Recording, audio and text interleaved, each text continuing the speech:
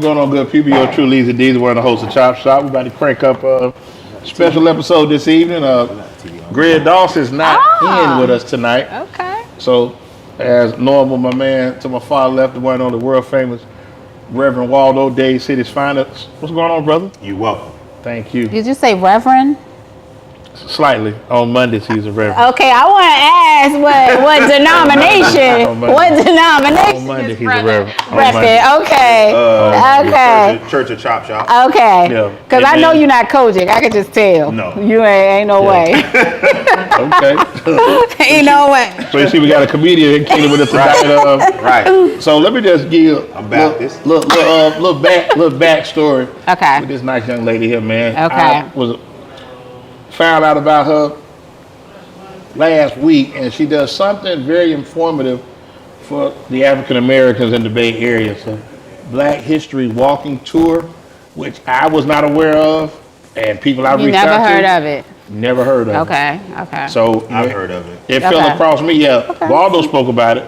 He was aware of it. Like I said, he asked about your partner. Ashley. Right. Ashley's my girl. Okay. Right. He spoke about her. So she doesn't have anything to do with the walking tour, but we just like vibe. We in the Black History. Perfect. Hard. You thought we worked together. Like We do have a podcast that we do together about Black History, but she has her own platform, and then we met because I started doing the tour. That's how me and Ashley met. Okay, Yeah. Mm-hmm. Okay. My bad. Go ahead. No, you good. So without further ado, Shout out to Ashley. Great person. She's also a photographer. Super talented. You talking about a black woman with a cape on, baby. Right. Do it all, huh? She ain't nothing she can't do. Okay. Okay. Well, without further ado, the one and only Miss Davis, Jamila Davis, owner, founder of the Black History Walking Tour for Tampa. Hello. Thank you for having me here. Absolutely, I definitely. appreciate it. Definitely. I feel like this is gonna be fun. It is. Absolutely. It Yeah, is. we got a real, I'm feeling the vibe already. we got a real good vibe in here. We You see Waldo with Amen? We do. Yes. going? We got a reverend. Live and direct on Mondays only. Mondays only. So Not on Sunday, on Monday here, Reverend. Okay. Like Dr. Dre. Same thing. Amen. Is it though? Yeah. Is it though? Is he a doctor? Well, I guess it depends on Dr. Dr. what? Dr. J. Dr. Pepper. Yeah, Dr. Pepper. I mean, I don't know. Yeah, Okay. Reverend Waldo. Okay. All right. Well, So let's get into it. I know you native of Washington, D.C. yes. And I always be intrigued, first of all, like you spoke with you attended Florida A&M University. Yes. What brought you from, because you D.C., you got Howard, you got Hampton, Yeah. Norfolk State, you got a lot of HBCUs in the area. Right. Virginia State, Virginia. What brought you all the way down to Tallahassee? I mean, I wanted to get away from home. My mom was real strict, and I wanted to be somewhere where she couldn't get in the car and ask me if I had been to church on Sunday, if I'm going to be honest. Don't. No. You're judging me. You're judging me. I could see the way you're looking at me. That don't seem very Kojic at all. It's not. And so I just wanted to get away. I wanted to see something new, something different. And so all the schools I applied to, FAM was the furthest. And I was like, that's the one I want to go to. So let me ask you, A lot of people don't make it out of there. Out of FAM? a lot of I distractions. didn't say I graduated. I said I went. Okay. I did graduate from USF, but You did have a student ID at FAM. I did have a student ID. I did go. So I was you didn't make it out enrolled. No, but really, I'm gonna say my thing is that just like a lot of people, I'm from the hood. I'm not from Woodbridge, Virginia. I'm from Southeast DC, and I didn't have a lot of financial support. So like going to school out of state, you just kind of caught up in the struggle and trying to, just trying to make it. And it might not have been the best choice in the grand scheme of things if you don't have somebody like kind of be able to hold you down financially. I really didn't have that. I was at FAM. I was working 2 jobs, sometimes 3 jobs, and I just got to the point where I wasn't able to finish. But really how I am still in Florida is that I had went home. I was trying to save up enough money to come back to FAM. and finish Okay. up because Okay. they got to a point where they ain't want to let nobody register for next semester with a balance. Petty, right? That's I'm not just petty, saying. It's just like running a business. Well, to me, I'm gonna say it's petty because I was mad at the time. I was mad at the time. I said it was petty. But Okay. anyway, understood. So I went home to DC, but I was dating a man at that time. In DC? No, at Oh, so you FAM. trying to get back there? I was in love. Yeah, We still together. We're married. But at Okay. the time, and so he was at FAM, and then he had decided he was in grad school. He was going to come to USF to finish up. On my way back to Yeah. you, baby. Okay. And so he was like, you should come to Tampa. You know, it's not like Tallahassee. Tallahassee is a hard city to live in if you're not in college.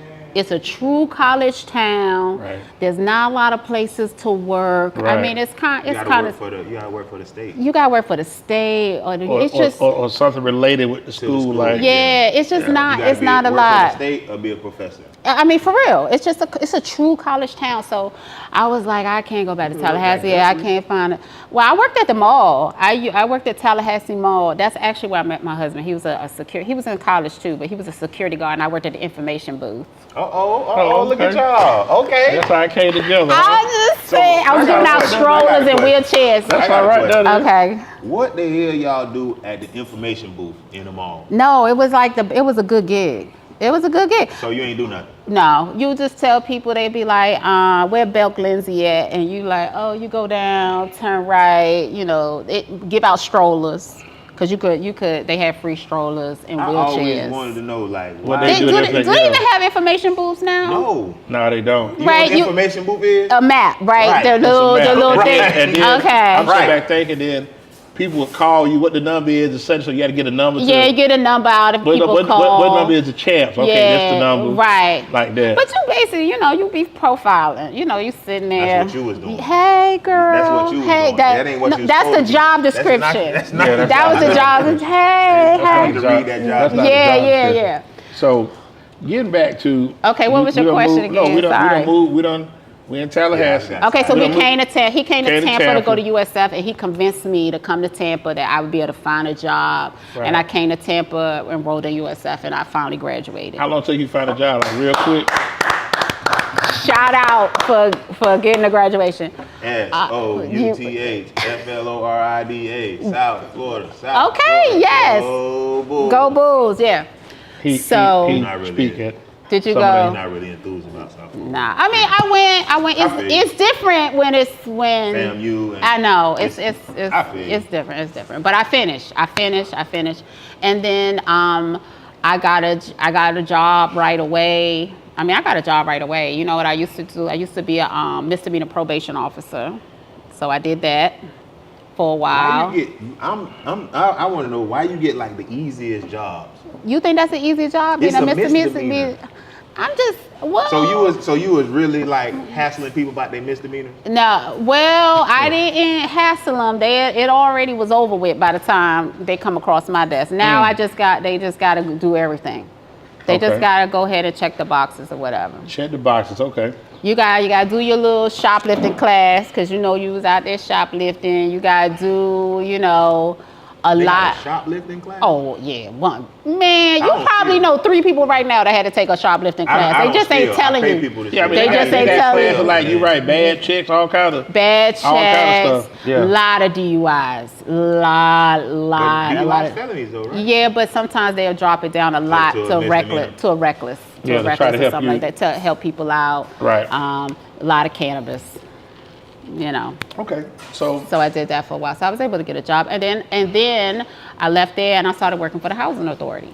And the housing authority is when I wanted that job at the housing authority so bad because I wanted to work with my own people. And Okay. coming from DC, coming from FAM, when I came to Tampa, I was in culture shock. I had never been in a room where I was a minority. I know that sounds wild, but I went to a school with like 3,000 people in DC, and I remember it was there was 2 white kids. here's a question. I had a complete opposite shock like that when I went. I was in Sumter, South Carolina, and it wasn't nothing but black people. Yeah, that's how I When was got- raised. And when I got there, I'm looking around like, there ain't no white people in here. I know. It's different when it's reversed, and I know the average black person probably can't imagine what we're talking about because they've always been, you know, either in an integrated area or maybe they were the minority. Atlanta, so D know. Like, Yeah, but I didn't go to school with white kids. I was in 9th grade. oh, okay, so you can relate. Yeah, we all can Right. see. So Yeah. like you said, so I think that was also shocking to me, but they had schools in Atlanta. There were certain areas in Atlanta you could have went to school with all black kids, K through 12, and never ever, unless you did something maybe like, even a lot of the sports, we didn't mingle like that. So Right. the majority black schools played against the other majority of black schools. Well, were there like schools that weren't all black in Fulton County? Well, that's Fulton County, Okay. not APN. Atlanta Public Schools Oh, is that's all different. black. You Okay. had North Fulton, North Side, and Grady. It didn't go no further than that. Okay. So coming up in 1984, my first year of high school, we had 32 high schools in Atlanta, public. Oh, wow. Not private, public. Okay. So when you think about that, now it's changed to where now you only have probably say 12 public schools, high schools in Atlanta. Really? 'Cause a lot of schools merged Oh, together. I'm about to say, what happened? Because I know it ain't less people. Well, Or is a lot it? of people now on the outskirts. Oh, they done moved to the suburbs. So now Gwinnett, They done hit the Cobb, Jeffersons and moved Gwinnett, Cobb, Fulton, they have a larger. Okay, increase of people. actually makes sense. That makes sense. I mean, I guess the same thing happened in DC during my high school area. Yeah. So Yeah, as black folks start moving out, and then that's when the city changes and becomes, you know, gentrified a lot of times. So what drew you to Black history in Tampa? I'm really intrigued by that. Okay, so like I said, I worked at the Housing Authority during that time, and it was right during the time where they were going to demolish Central Park Village. Okay. Okay, and so they were talking a lot about that, but Central Park Village was still there, and so it's a couple things. One of the main things is around that time, my kids, they had a Black History project, and it was the first time. My son, well, I'm just not gonna say my kids, my son, he was in 3rd grade, and they had a Black History project. The school he went to was 30% Black, 30% white, 30% Hispanic. And they had never done it before, and I thought it was great. 10%. Other. Mulatto, I guess. Other. Asian, Pacific Islander, whoever is in that category. Okay, Hawaiian. Yes. So they bring this project home, and I was like, oh, this is dope and whatever. And so the list they had a list of people that you could do a project on. You could do a poem, you could do a poster, you could do whatever. And I looked at the list, and the list was Kobe Bryant, LeBron James, Carmelo Anthony, Michael Jordan. Oh, wow. But this the kicker, Akeem Olajuwon. I believe he's straight from Africa. I don't think he's African American. Like Usain Bolt was on there. I'm like, I don't. He's so I was like, okay. So I contacted T, and I tell myself, oh, you ain't doing this. I'm gonna find somebody else for you to research. You just that you know, this is ridiculous or whatever. But I had empathy for the teacher. I thought it was great that she was trying to do this. So I reach out to her because, you know, she wasn't Black. And I say, oh, I love this project, but you know, it's kind of offensive though, because even though I think you're doing a great thing, but Down on it. I mean, I'm like, go ahead, Ms. Davis. okay, Proceed. but I'm like, Did you use any profane language? I didn't. Okay. I used my professional hat when I came You tried on. my baby. You didn't say that. No, I didn't say that. My Okay. son, it didn't come up like this. I didn't do okay. any of that. And I said, you know, all these people are contemporary sports figures. My son could tell you everything about LeBron James, but also you got 30% white kids, 30% Latino kids. This is a great opportunity for everybody to learn something that they didn't know. And yet Kobe Bryant. I mean, I'm just saying, you had a whole list of people. And so her thing was, she just thought I was completely like the eye roll, that she, you know, that she just really was annoyed by it. And so what I realized at that You should have point, been grateful. Or the opportunity? That's what She just felt like I think she felt like I just didn't, like, wasn't giving her any credit. Like, see, she didn't have to do it, and I'm trying to do something. But I think the bad thing about that is that when you don't understand the culture, Yeah. it's hard. And I think that seemed like a cop out, like, oh, we do LeBron. That's easy. Right. So let's dig into let's go back in history, like, and see, like, to me, I would have asked, okay, we're going to break it down in different sections: sports, entertainment, medicine, politics, whatever, activists, whatever it is. And we're going to have, if it's a group of, say, I like to get active, so 25 kids in the class, 25 kids in the class, 5 of the kids going to work, y'all going to work these. Right. 5 of the kids, y'all going to work. So we're going to get a like a gumbo pot of different people. Because I know, like, for us, like in Atlanta, we used to have quiz bowls do Black History. Right. And that's all we did. Right. So it was nothing else, like, it was all. But look at the school that you came from. And it's same thing for me coming up in DC. Man, we Black History from the 1st through the 28th, baby. I mean, it was like boom, boom, boom. I mean, but it was a reflection of the teachers and what was important to them. And so, but you had Black African American teachers too, right? Correct. Now again, you have to remember, and my husband, he's from Florida, so he's like, what you expect? Like, I mean, like, what you expect? So my daughter just had a project, and a history project, and her person was Mary McLeod Bethune. Like, once I heard, like, who she had, what she had to do, like, she in 1st grade. Oh, that's dope. Yeah. Yeah. So once I heard that, I was like, I'm so glad I put her in this school. Yeah. Where she go to school as? A she secret? She go to a Montessori school. Okay. Well, yeah. So they let her pick, or they just gave her this? I don't know how. She in 1st grade. How she know about Mary McLeod Bethune? Right. The teacher had. But I'm just saying, the teacher must have said. So I guess they assigned different. Because they had different people, and it wasn't just a Black History project. Yes. So it was like a history project, but she was assigned Mary McLeod. I love that. But what I realized in that situation too is that, I spoke to the teacher, and that's one thing, but you gotta put your money where your mouth is. So what can I tell that woman? You should have looked where? You should have researched here. If you would have asked me. So it's like, that's kind of where I started. But if you're going to criticize somebody or tell them that this is an opportunity for you to do better, I think you do have an obligation too to, like, tell people how. Oh, you definitely got to. You just gonna come up and be like, you should have done. You should have did this. You should have did this. You should have did that. Then, and then, like, well, where would she go to get that information? Like, how would she have reached out or whatever? So that's when I started just. But was she a history teacher?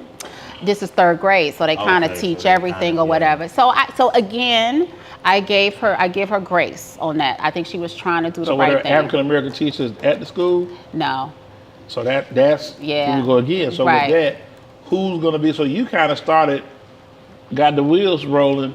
Or maybe not. They didn't give me the vibe that they really. They didn't care. They didn't really care. Were receptive to it? Nah. She wasn't. Okay. But that was okay. I mean, now. Go to superior. What's your son's name? Jay. Yeah, we got to get Jay out of this class. Yeah. I don't want to deal with his mama no more. I mean, it's the kind. It was one of those things when my name came up, like all the teachers knew, who I was, whose mama. Yeah, it was like that, and that's okay. But 100%. And then when the next kid came after that, they was just like, oh, that's so and so's kid. That's J-Mom. Right, exactly. That's his sister. Yes. His brother. Oh man. But I just at that point in time, I was like, man, it's really on us to, like, if we want our kids to know something about Black history, it's my responsibility to do it. I don't know what I was thinking that this. And now look where we are now. Now in the schools, or that they have a responsibility to treat Black History Month as something important. But I think that goes back to just the lack of information, and it's like, just like you just said, the new administration is trying to remove Black history. 100%. And that's something that, like, we took pride into, where you knew, like you said, in February, these are people. Right. But even, like, it's funny you say that, they should have more put into that but it's not. And I know maybe for resources, but like you said, if you're put it in American history, it should be in American history. It should be. And let me say this: even before this administration, Black history wasn't a thing anymore in schools. It just wasn't. I think that's due to it just wasn't. It's not. It's like out of sight, out of mind. Right. So if you are a teacher that's not of color, why are you really pumping it? Truthfully, I mean, is that in your core curriculum? Because they don't have, especially you have administrative leadership that is not of color. They ain't gonna promote it. And my husband taught school for a while, and he was teaching during this period. And as seeing everything that he had to go through as a teacher, how hard it is, all the requirements. Take a time out and shout out to your husband for going through that. Yeah, I mean, it he like Joe Clark, isn't yeah. No, he wasn't okay. He taught 8th grade and middle school. Yeah. He taught. That's when you go to smelling cell, especially the boys. Oh man, literally smelling. That's thankless work. Yeah, it is. Yeah. And so, like I said, I gave the teacher some grace because it's not easy to be a teacher. You got the parents coming at you, and like I did, right. And then also, you got all these standards and these tests that the kids have. I mean, I had to take a step back and be like, okay, because I had that perspective. Because my husband is a teacher, I know what they go through. I've seen the emails with the parents and all of this and everything. But do you think that's part of the new way where the parents? And this is just me. I grew up in an era where your parents came to the school if you was in the wrong. Right. If something was wrong, we gotta have a conversation. Teachers conference, stuff like that. But now, a lot of parents today, and I think this is what I struggle with. They want to have a voice in what their children do, and I don't have a problem with it as far as say just if you have concerns.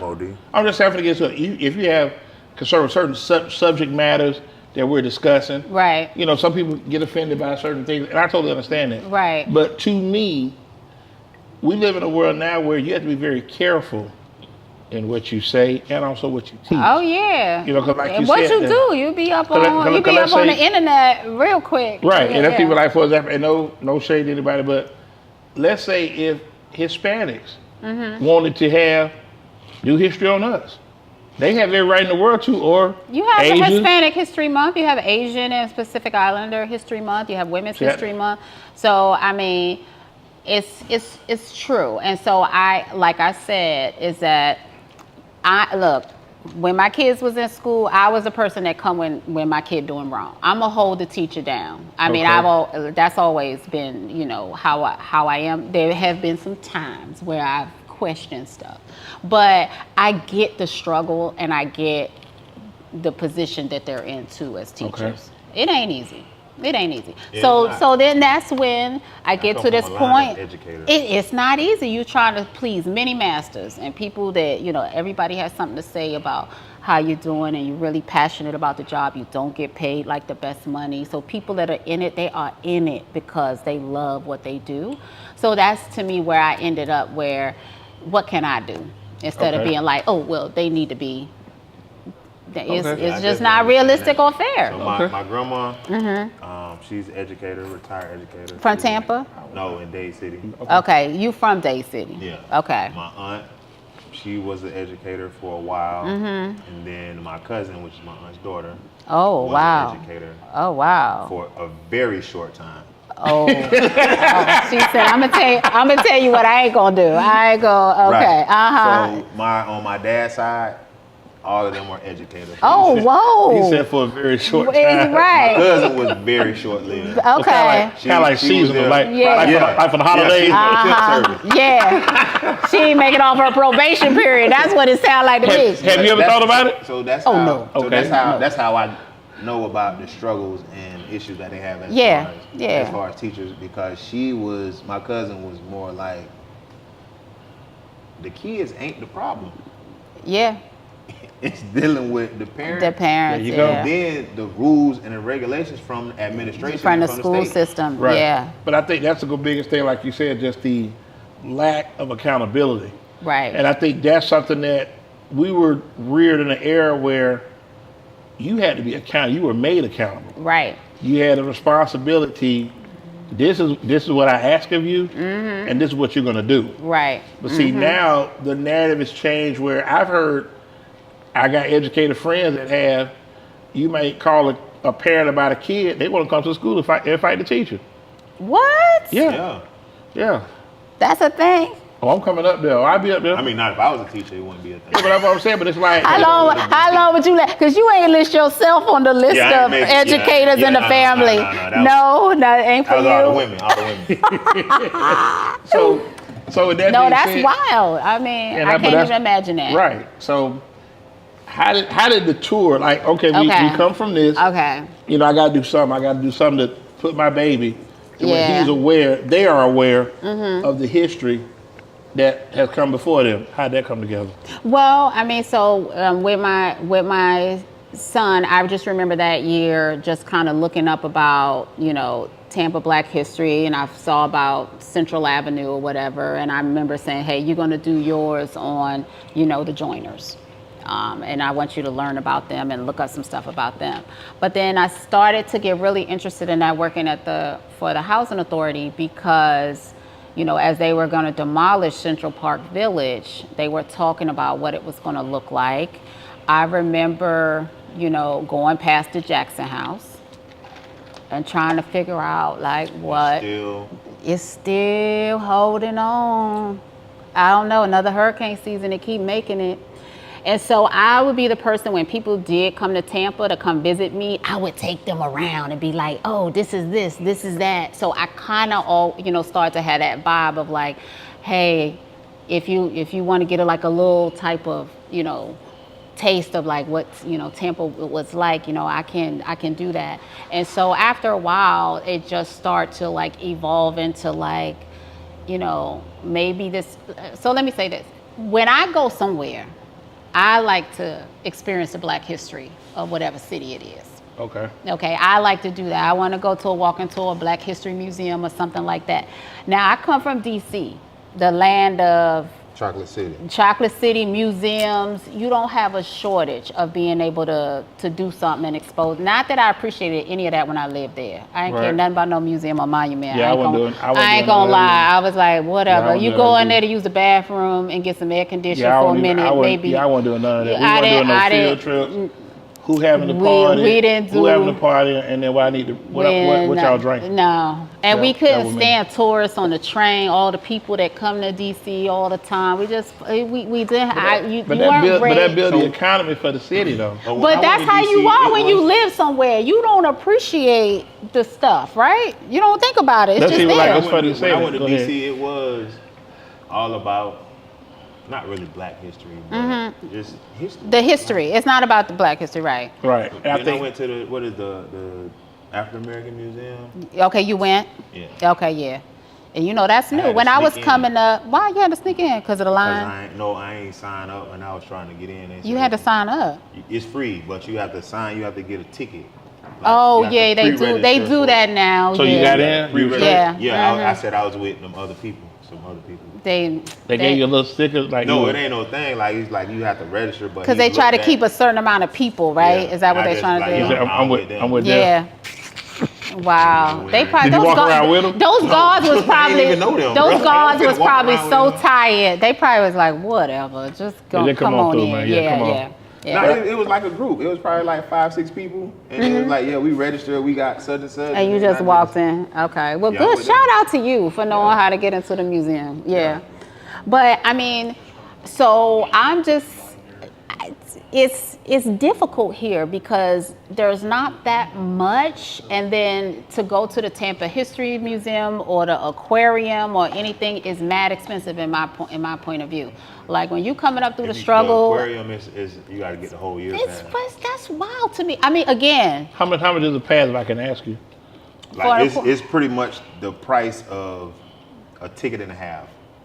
So you're talking about at least $30 a person, right? For the year the pass? Aquarium. Yeah. To me, that's expensive if you got 2 kids. Because you got the mama, the daddy. I'm just saying, when you call you gotta eat. That's you buy when your taxes come. buy y'all tickets, get your for the whole year. So you got a plan. You budget. You budget in January. I just know but it's for the whole year. Well, so if you so instead of spending the $30 every time you go, just get you a ticket the whole year. I mean, that's a good plan, but everybody is not. How often do you go though? Like, how would you go? My only reason I know my mom got her and my daughter a ticket for the year. That's a good idea. How often do they go though? If I could ask. They be having like ticket holder nights. They be having like okay, so kind of like Busch Gardens or whatever. Yeah. So they had like a I don't even remember what it was. It was like a cruise. They had like you go out on a water or something. Okay. Yeah, they having different kind of stuff. I think that's expensive. That's just my me. My mom she retired. She good. She an educator too, right? No. She ain't an educator. She ain't got got time for it either. She can't. No, she retired and she just be taking her everywhere. She enjoying life. She living. I mean, I think it's a lot of people that can't do that. I think it's kind of expensive. That was me. I get what you're saying. Yeah, the average person can't take 2 kids and they husband. It's kind of expensive. That's $120. And then you sit back and think about it. If you doing that, and some people like, I understand what you said, but that's smart. It is. Because I wouldn't even think I'm gonna get a year pass. I ain't coming to here. It'll have to make sense to me. Right. You know what I'm saying? So if I go maybe twice, okay, I might go one time in February. I go again like August. I ain't getting no season pass. I know. You know what I'm saying? So you pay $120 and then you pay like it'll probably be $200. Right, I understand what you're saying. But if you have the average person, if you have an opportunity to do a fun pass at Busch Gardens, or get an all-year pass at the Tampa History Center, what you gonna do? Busch Gardens for the win. You want me to tell you what I'm gonna do? Keep it funky. I probably gonna go to down one. All right, let me forget him. If you had an opportunity to get a fun pass, all-year pass at Busch Gardens, or a season year holder pass at the History Center, which one you gonna do? I would probably do the History Center because I know I ain't going to Busch Gardens. Okay, right now. if you had children, you a mother. Okay, children. Okay, then we're gonna do Busch Gardens. Well, so that's what I'm saying. I would say majority of the people would choose Busch Gardens. But correct. The price of Busch Gardens and the History Center is gonna be way different. Well, but I'm just saying that the Busch Gardens feels like something that you could use more than once, right? If you have a budget, and maybe y'all got money, I don't know. I'm just saying, from me, maybe. Y'all, maybe you doing okay. But to me, when I have my kids and I'm paying daycare and all this, I do want to expose them to something else. But how do I do that on a budget that makes sense? And all I'm saying is here is I didn't feel like it was a lot for me. I want to, have my kids do something cultural, do something. But what is there that's within my budget? Okay. And that was one of the issues that I found. So I think to me though, when you say that, it's interesting. Yeah, me too. And the water too. Thank you. I think a lot of times that we don't see. I just know for me, I've never had a season. I'll never forget. I'm tell you something funny. January 1998. I'm sat outside Club Atlanta. Okay. And I told Sadi, I want a season pass to Club Atlanta. I want a season pass. How much I got to pay? I got the money on me to come in here every Friday. If it was me, I wouldn't tell nobody that. I'm tell you the truth. How old was you in 1998? I was 27. That's a little old. I'm 27. That's a. But I wasn't. But Miss Davis, I wasn't miss. I had to have. I'm tell you something. I think that's a little old. I can tell you 2 Club Atlanta stories. You be like, this dude is really crazy. I bought a blazer. Like a jacket? No, truck. Oh, truck, okay. Truck. So the dude was like, man, it was like, I said, bro, we late, man. Like, so we had closed, it was like after 9 o'clock. Okay. And I said, man, where, cause he's like, man, my ride, I missed my ride. Can you take me home? I'm like, bro, what side of town you live on?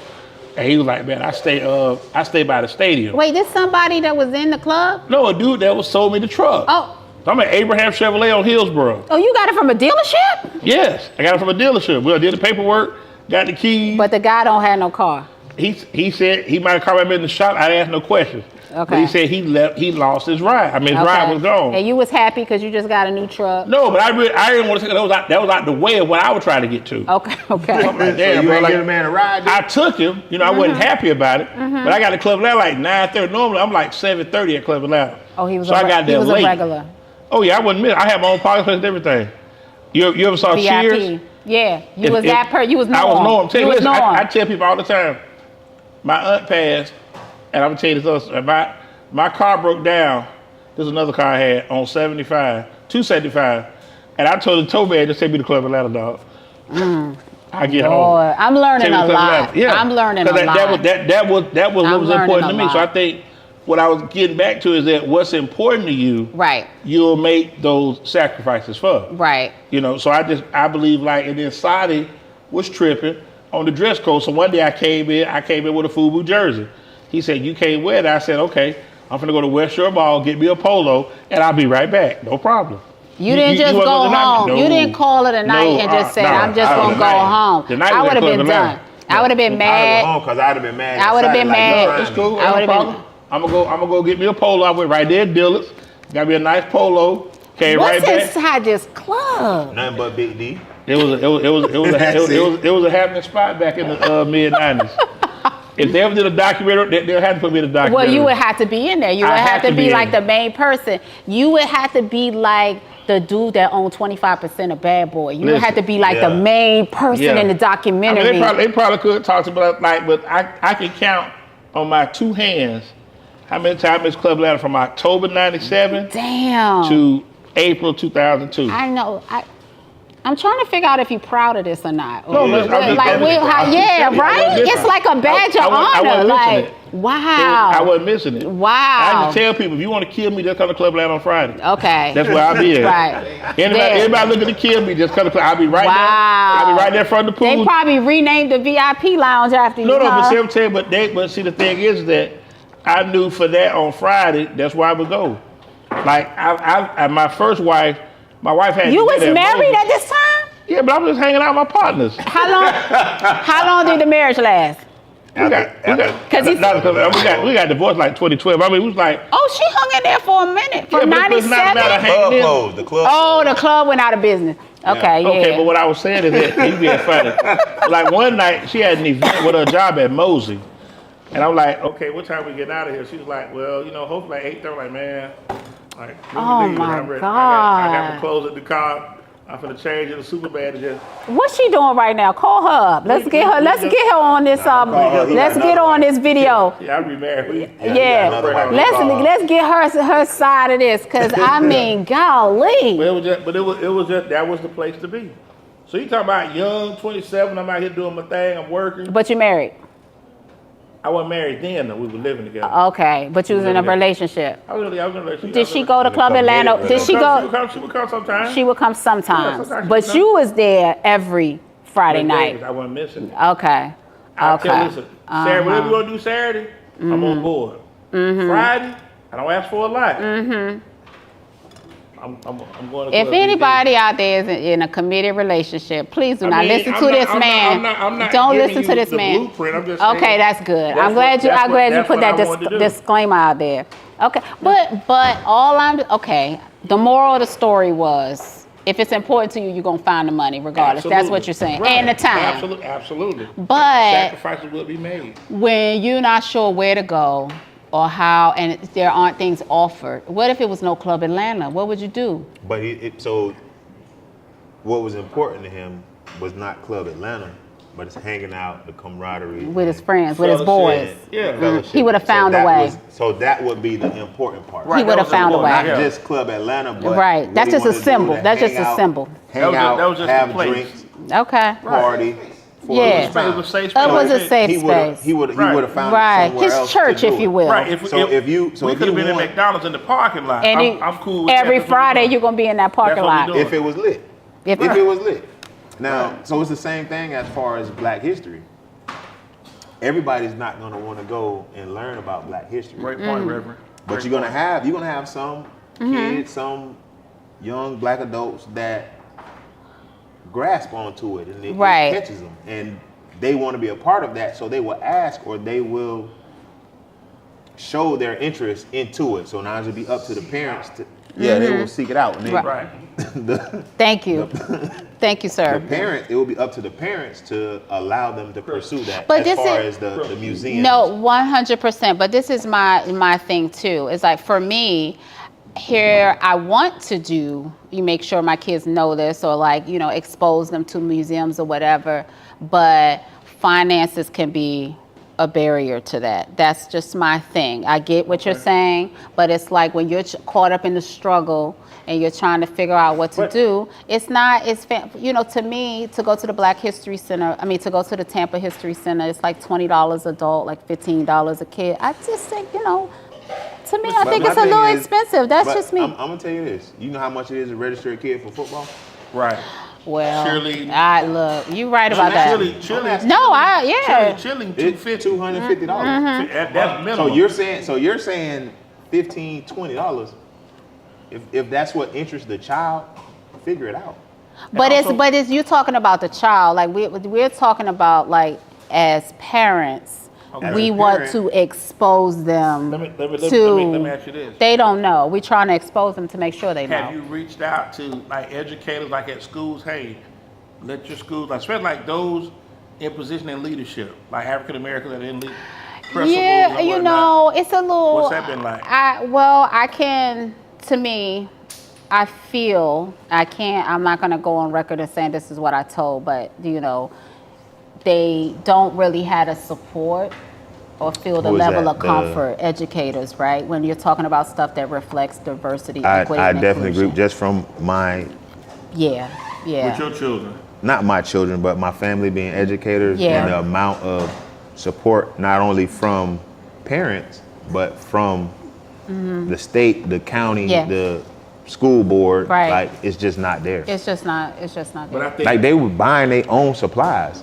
Yeah. like that to me, that's where you have to, and I don't want to come across as being that person. But you are, though. Go ahead. I am, and I'm going to be here right now. Mm-hmm. If an educator has to pay for their own supplies, as far as say, I think that's a problem. That's been for, like I said, my husband was a teacher. 100%. You're going to have teachers that are in there buying bulletin board supplies and pencils and crayons. But let me Markers. Yes, because there's a lot of kids that, too, you know, they don't have it. But it's a lot of things you need as a teacher that aren't provided to you. And I think that's the struggle where it's like, okay. But I want to know who come up with these lists, bro, for the school supplies, bro. I know. How old is your oldest? 22. Okay, so they grown. How old is your youngest? 6. Okay, so you got one in the school system, so you know. Okay, so the school supply And she go to list. private school. Oh, is it worse? They need an iPad? Is it like that? It's not worse, but shit, we paying y'all. So he thinks it's be all inclusive. Right. It's all supposed to be a inclusive. resort. Don't ask for nothing. Don't ask for nothing. But with that, It's supposed to be like a resort. I'm paying for it. So We on vacation. It's supposed to be a resort. It's all inclusive, man. What y'all? we should be. We said This will be free drinks. Yeah, and it don't work like that They apparently. don't. We have to get her lunch. Like, they don't provide lunch No, you want lunch? You want lunch to be included too? in the two. Yeah. Is there a cafeteria on campus? Nah, no, I don't have to. So let's get back into. Okay, all right. You putting together the wall. You putting together the tour. So, what was your first piece? Because I want to get the game on history. Okay. Within the area. Okay. Because I'm all the way along. Like, I've heard of Blanche Armwood. Yes. Okay. I've heard of her. Okay. I know about Moses White. Okay. Heard of him. Henry Tugor Washington, his dad. Okay. Educator. Okay. Shape. The edge comb with the courthouse. Yes. Mine don't stretch. I don't stretch as far as with Well, okay. So this is a thing for me. So a lot of people do know a lot of those names because they really come out of that historic Central Avenue era and that time period. And so, but this is for me. I'm nosy, right? And so Ms. Davis is nosy. I'm nosy. I'm going on record. I stand on business on that. But so really my tour, it ends with that era because there are a lot of things that you can explore on your own when it comes to Central Avenue. There, you know, if you go to Perry Harvey Senior Park, there's a great art installation which has like all these historic figures. There is a tour that they do for the Tampa History Center, which is just Central Avenue. So I started being curious as to like, that can't just be our story here. Like, I mean, it's a great story. I would say the best portion of it. Yes, I mean that was a historic era in like at the height of Central Avenue from the 20s to the 50s. You know, 100 black businesses on that one street. You know, you had a black-owned insurance company, which Mary McLeod Bethune was a partner in it. I mean, there's a lot of stuff there. There are good, you know, pictures. There's stuff you can find. I'm interested in like what was our story before that? Why is it that Central Avenue is where everybody ended up? So I kind of, you know, started researching that. What was the story before that, and how did we get there? So when I do the tour, we start at the Scrub. And we talk about the Scrub and why that ended up being like, you know, where black people gravitated to. Where is that at? Central Avenue? The Scrub is basically Central Avenue. That was the area that black people settled in right after emancipation. And there was some black people before there. And really it was because it was land nobody wanted. At that time, the real town of Tampa was down towards Channel Side. So by the water. Right. That's right. So the Scrub was just like out in the weeds. Nobody wanted that, and it was called the Scrub because they had scrub palms there, which were painful, they hurt, and it was hard to homestead and make that area into something. So black folks moving out there and doing that, they was like, yeah, go ahead.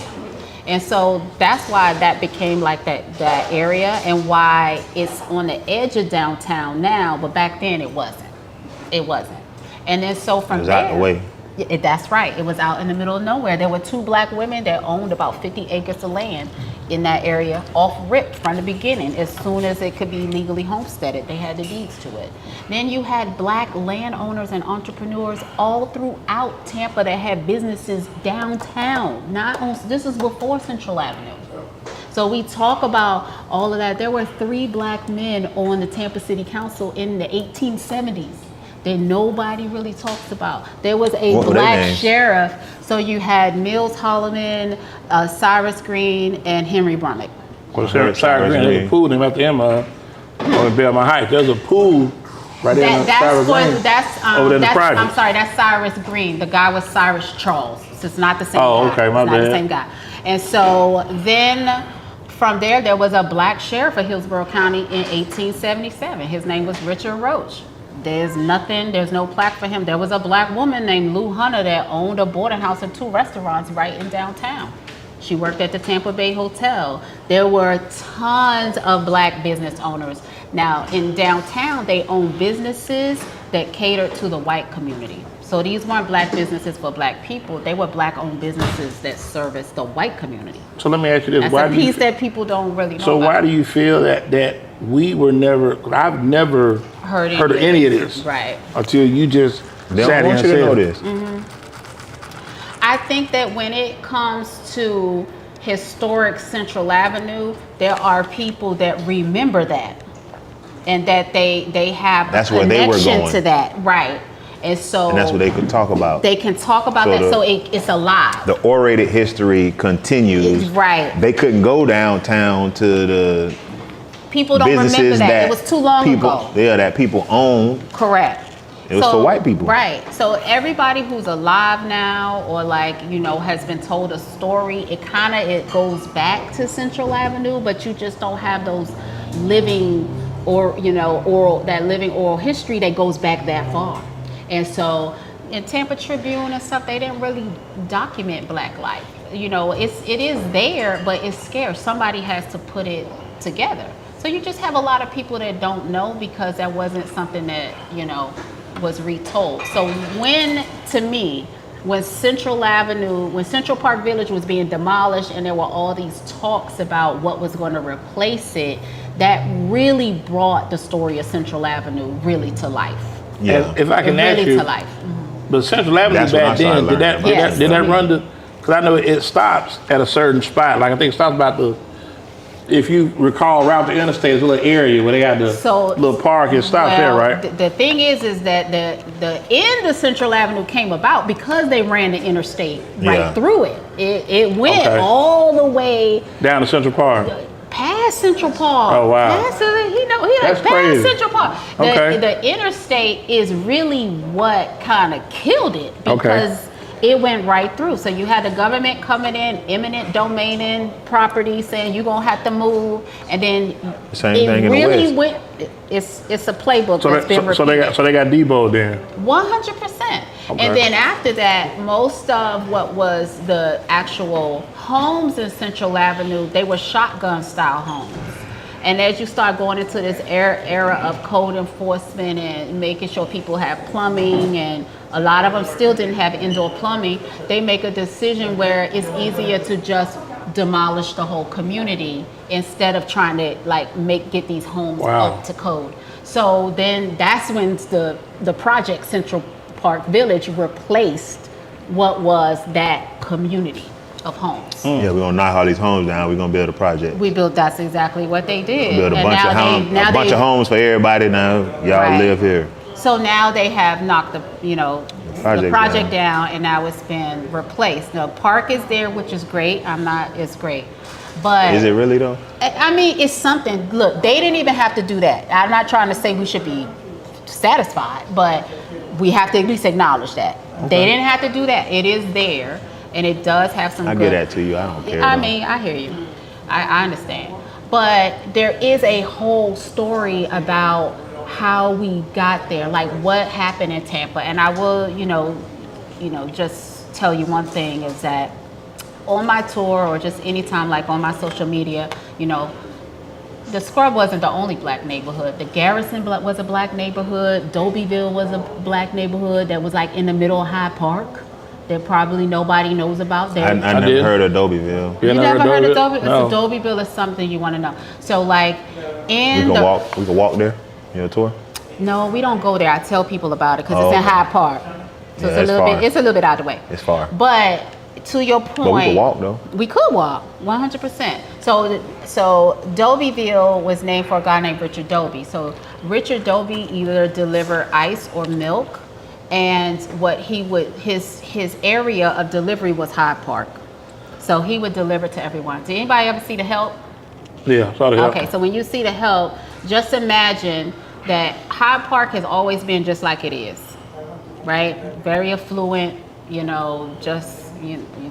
more elite people. And so all the domestics lived in the Scrub Central Park area.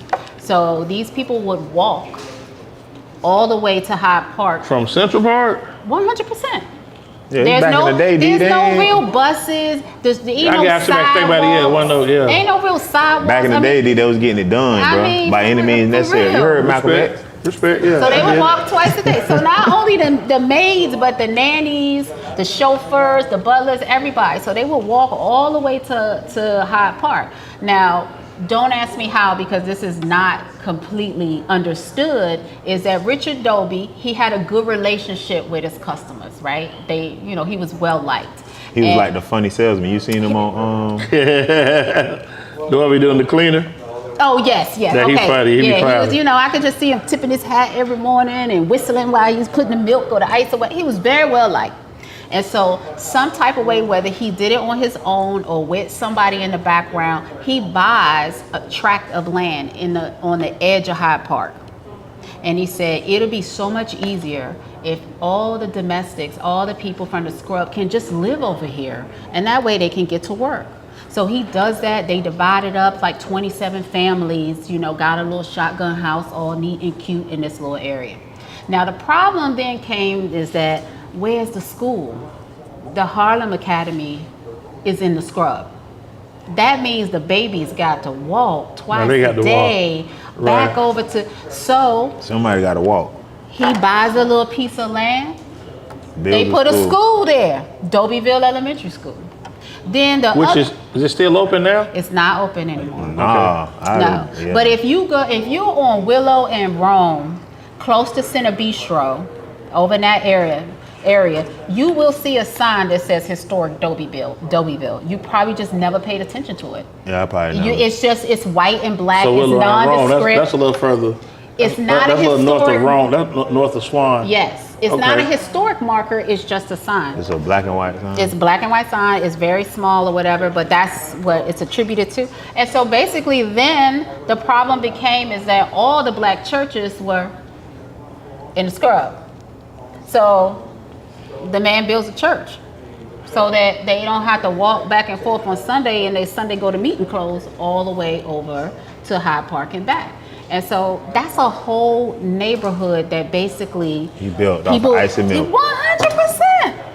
100%. That's crazy. They have a Dobyville day. Dobyville one. So his house is the only house that is still there. It's at 1405 Azeel Street. Azeel. That is his actual house. And so the guy that lives there now has advocated for a historical landmarker once he realized whose house he was living in. That's right about Plant. Mm-hmm. Hey. And then the Garrison is the same way. The Garrison is basically where Channelside is. So if you're standing like right at the entrance of like, what do you call it? You know where they got the big Tampa sign that you could pose in front of? Yeah. That's downtown, ain't it? Yeah, Channelside. You see, she real photogenic with it too. Right. You could do this. If you look right across the street, there's a little sign there that says Garrison. The Garrison was a black neighborhood. So what about like let's fast forward like Progress Village, like because that way one time was where a lot of it's still African American to this day, but that's where it was outskirts, but they were out there. Yeah. You know. Now, I haven't researched Progress Village because most of my research is basically from emancipation all the way up to 1950s around the downtown area. So that's kind of like my niche. But West Tampa, Progress Village, these were also like, very prominent black neighborhoods. Right. I mean, West Tampa was, but see, all of you got to do a story. Was the start of the cigar you gotta do a business, story not on, Ybor City. It was West Tampa. Yeah, you got to do a story on Barbecue King and the Zanzibar. Yes. That's Moses White, though, right? Yes. You got to do a story. Moses White, yeah. You got to do a story on that. So Okay. You would enjoy if I highlighted that. I think, like you said, but you've enlightened. I know me on so much stuff I never knew about. There's so much more when my goal is that so you know how 50 Cent will research something. Right. But he paid it like you. That's me. Right. Okay, I'm a get it. That's me. So I mean, Lady Paula. I stand on it. I stand on it. I would be 50. So, my whole thing is just uncovering stuff that we've never heard of. I'm hoping, because you go to the Tampa History Center, you're not gonna find it. Right, but even like, for example, I got my partner in here, my brother Marlon, went to Gaither. That's named after a black lady too, right? Vivian Gaither. She was black. Mm-hmm. You know what I'm saying? Vivian Gaither black. Yeah, but see, here we go again. Never knew it. I knew Blanche, because I thought Armwood, that's named after a black person too. I thought it was a white lady. Blanche Armwood. Blanche Armwood is a black lady. Yeah. No, I thought it was a white lady. Blanche Armwood? Yeah, but I know now. You know now, but yeah. Just no. Blanche sounds like one of the Golden Girls. It does. But that was a very, it does. Blanche Devereaux. Yeah. That was a very prestigious black family. Their father, he was the first black TPD officer. I mean, that family has some clout. But here we go again. That's something that's not known to the masses. Right. And I think that's something that people should be made aware of that, where they should know, like, okay, hey, there's a lot of history in this city, and people have no idea. Who? AJ Farrell, Andrew J. Farrell. What? That's a newer. Like that's a younger. He was well known. Like we know him now. Yes. You know what I'm saying? Wow. His family is still here. Yeah, that's an all-girl school. You do. You have a lot. Like anybody that's from that 1950s era on. Now just think about it. That's still 60 years ago. I mean, that's a long time. 70, 75 years ago. I mean, you're right. So anything from that, I feel like I could add. I can't read good, but I can count. But it's probably the educators in your family. But you're a reverend too, so I mean, we'll give you a pay. You're a reverend. He know the Bible. He got to read it. They got Audible. They can get like audio version. Oh, that is true. Yeah. That is true. And he only reverend on Mondays, so keep that in Only mind. on Mondays, right? Amen. And tomorrow, And I don't really don't do much. expect nothing. I don't really do much Bible work either. You know, some type of way, I kind of thought that. I wasn't going to say it. You have to put an offering? Yeah, Amen. definitely. We're going to pass it around here tonight. Yeah. See y'all. Put some in. Get the plate, cuz, and start shaking the plate. So I think that's the thing, like, I moved out here in 1989.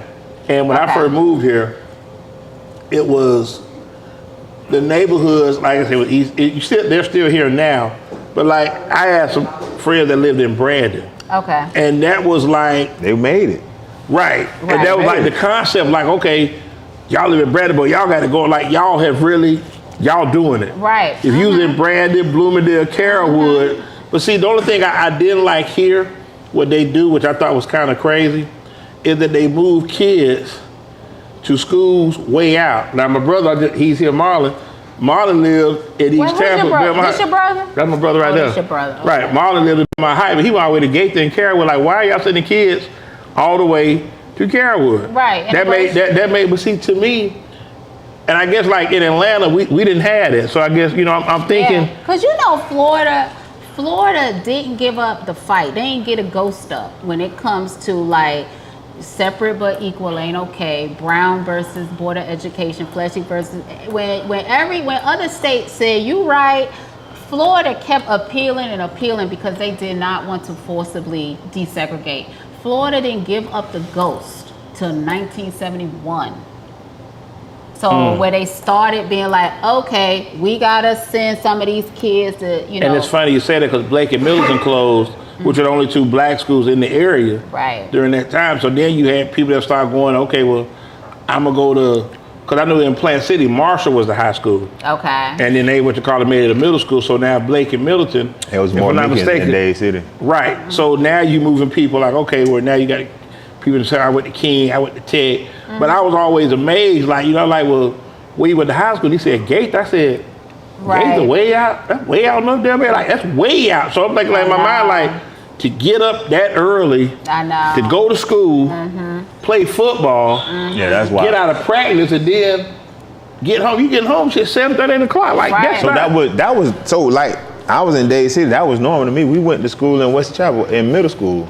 I went to Waitman. Waitman is in West Chapel. So Day City didn't have middle school? No, they got Pasco Middle School. Oh wow. But all y'all couldn't go? No, like they split up the I don't understand nothing zone. about Pasco County. It just seemed like a whole they split up the zone. So half of the kids went to Pasco, and then half of the kids went to Waitman. Like even like Brandon in the late '80s, they had Northview Hills, Jackson Heights, Ybor City, Palm River, Summer Sampson Park, Green Ridge, Clare Mill. Those kids went to Brandon, where if you lived in Northview Hills, King is 2 red lights. I know. Jackson Heights, you could have went to maybe Hillsborough or somewhere like that. I stayed across Fowler. Like King was the closest school to us. We had to go to work. But they sent y'all to work. That's what I'm saying. So I didn't understand. I think what they were trying to do is to separate.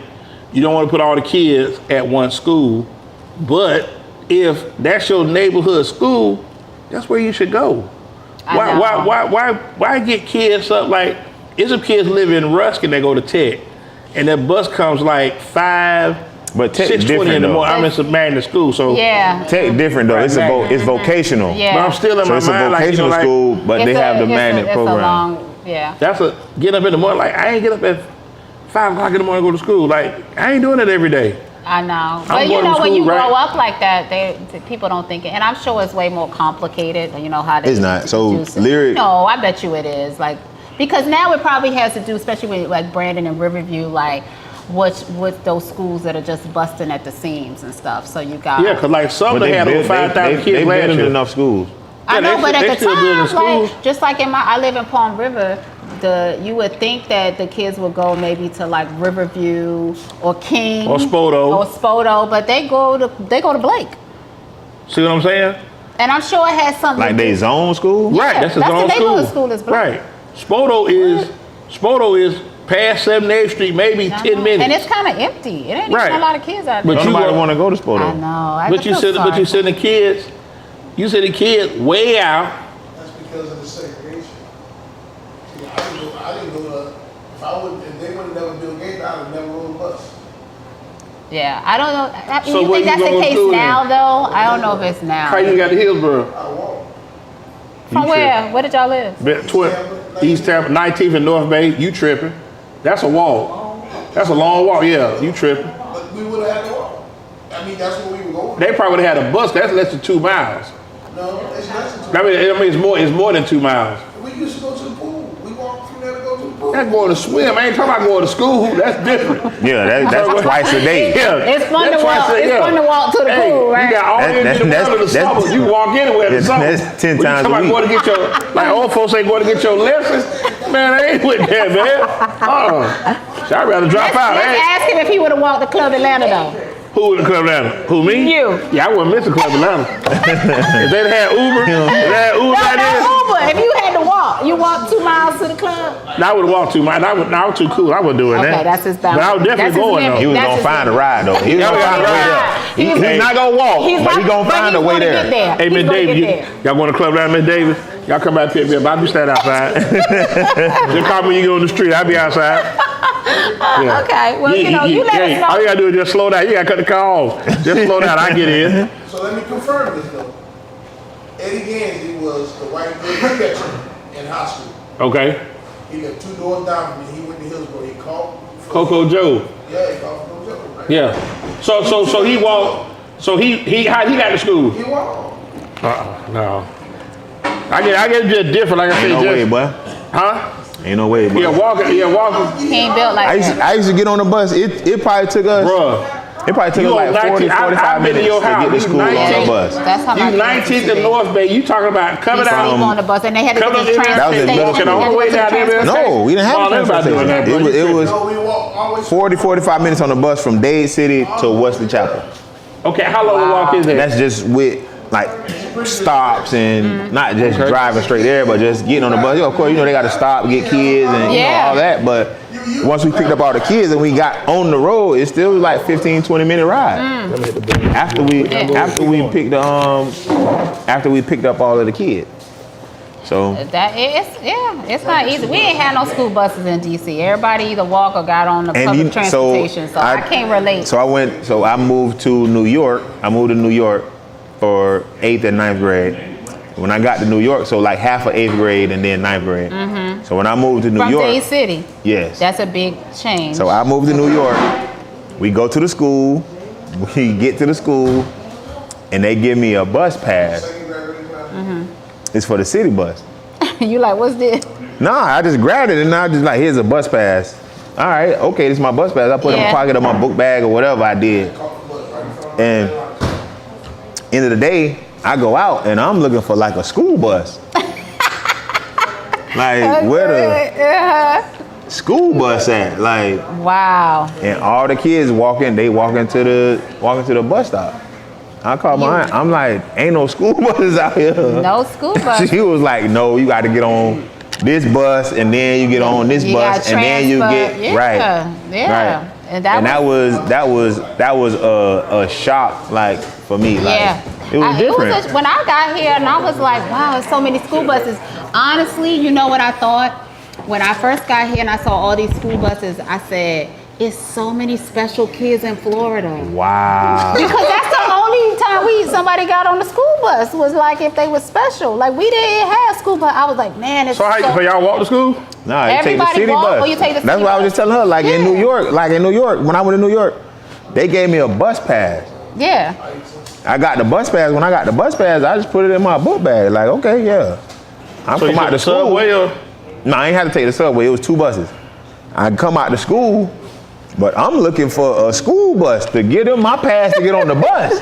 Yeah. So they got the It's the city bus, bro. But you know what's funny? In Atlanta, growing like in the Q16 to the Q18. late 70s, we would have to ride MARTA. And MARTA was the school. So eventually, like say 81, when I started middle school, they had we call the cheese, you know, the bus where they come get you, and that was like, I thought that was the coolest thing, because when you on the city bus, the coolest thing. Cause we had our own bus, like the city bus. That was like the city of Atlanta. That wasn't. We had our own little bus. I mean, and the thing was riding the bus was cool back in the day.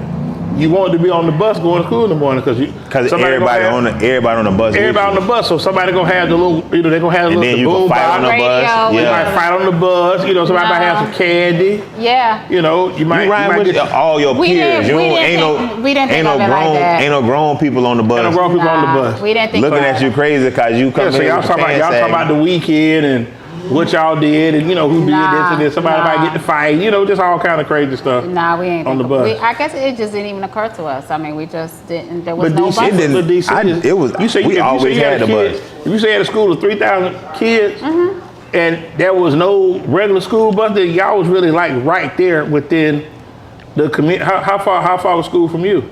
I mean, there's nothing in DC as far away, but you couldn't walk. I mean, you had to take the bus. Okay. For high school. So like if it was elementary school, it was designed so you could walk and so in elementary. So that's how we walked to elementary school. But see, even like what's crazy here in Tampa, there's a bus that runs in Brandon, runs once a day on Sunday. I don't know how people do it. Yeah, like I think that's crazy. Like you don't even need that bus. That bus is a waste of money. I feel bad for people. But that bus is a waste of money. Well, so now you got to think about it. The bus runs once a day. And it's running on time and somebody 5 minutes late. Why do you have that? I just feel bad for people that like this is not a place for you to not have a car. It's not a place for you not to have a car. Even the fact that they had look at where the bus stops be, yo. It be like on a corner. It's dark. It's no bench. It's no covering. I'm like, but see, also, you could get the homeless people. But the homeless people really, they have really taken over those little spots. So I know, but homelessness is a problem everywhere. If you don't, I just feel like people deserve a little bit better if they got to take public transportation. At least it should be well lit. And like, I don't know. But I mean, I understand what you're saying, but like, the buses don't really run a lot they don't run a lot at night. Like, it ain't, where you going at night that you need a bus? For work. You got people that get off a job and need to be home. I ain't thinking about that. I'm just thinking about a 9-to-5 job. That's all I'm thinking about. What if you work at the mall? Like, you should be able to like get off the bus. You got to move by the mall, bro. I mean, but is that okay? That shouldn't be okay. That's not okay. It is okay. If you work at the mall, you got to move by the mall. Set amount of time, like that's what I do. Wherever I work at. But to me, I'm moving. Everybody's not able. But like Nebraska, well, I can't move anymore. I bought a house, but Fowler, your main streets. Yeah. Have a lot of they get good traffic. But if you say like you're in a remote, let's say for example, you work out here at Brandon Ball, you got to have a car. I'm just saying somebody got to come pick you up. But they don't got buses that come down Adamo? But not regular. When I worked this years ago, I used to work at the. It's buses that come down Adamo, bro. They got one a day, bro. It's not like that. I remember when we first moved here, we was still in college. I got like a part-time job at the University of Tampa Library, and I would have to work on Sundays. There was the bus ran like 3 times a day. And where were you living during that time? I was living over by Fowler, over on Fletcher and Fowler, over like by the Walmart, by that bus station over there. Okay, so you was on 30th? By the little transit center. You was on 30th, okay, little transit center, okay. Well, they say 12, 32, and 34 runs up until midnight. Okay. But that bus coming there used to come from University of Tampa on Sundays. The library didn't close at 6. The last bus came at 5. I would have to walk downtown to that Marion. You remember when the transit center used to be? I mean, it's there, but before it moved over in the cut right there. Go there, wait for like an hour and a half for a bus that would take me over to. I mean, it's not easy. Yeah. Like it's not easy to not have a car here. I mean, it's just not I understand what you're saying, but hey, you know. When you caught up in the struggle, everybody's not doing well like you. I'm not. You know what I mean? Like everybody. I'm not bragging or boasting that I'm doing well, but I got a car. Your flock pay you well. You almost have to have a car. Your flock pay you well. Right. I gotta raise the price. I want a jet. License is suspended, and I want a jet. You want a jet, Creflo? Yeah. Okay. Yeah, I want a jet. I gotta up my y'all. Hey, You ain't tired. look at me. You ain't tired of enough. If y'all ain't paid y'all time. Close them doors. I say close them doors. Close the door. No, he Close the almost went doors. to, he almost went to jail. He almost went to jail. Leave the doors open, but don't leave. He said, I'm going to kidnap you. You ain't Leave the doors open, but don't leave. So now with the tour, is it year round or seasonal? How do you work no, I do it year round. Yeah, I do year it round, on the man. We open. weekends. I do it, I do it in the daytime primarily like an evening tour because just to offer people something different when it's not so hot outside. Now, how far is in mileage? How far is It's about like a mile and a half. Okay. We just kind of walk around Tampa. And they have a place where they can drop their cars off. It's a meetup spot, ain't it? Yeah, at the Perry Harvey Park is where we start. Oh, so they just leave the cars there. Yeah, there's parking Get to lots, so you walking. can park at the park when they ain't all high and heavy policing and stuff. What's the wildest thing you see while you're doing your tour? The wildest thing? Yeah. Because, if you just walking through amongst the city, you Not probably see really a lot of down crazy there no stuff. more though. Like it ain't too crazy. Nah, they be just homeless meetings going on there. They be conferencing. Every now and then? Nah, every night they be conferencing over Yeah. certain areas.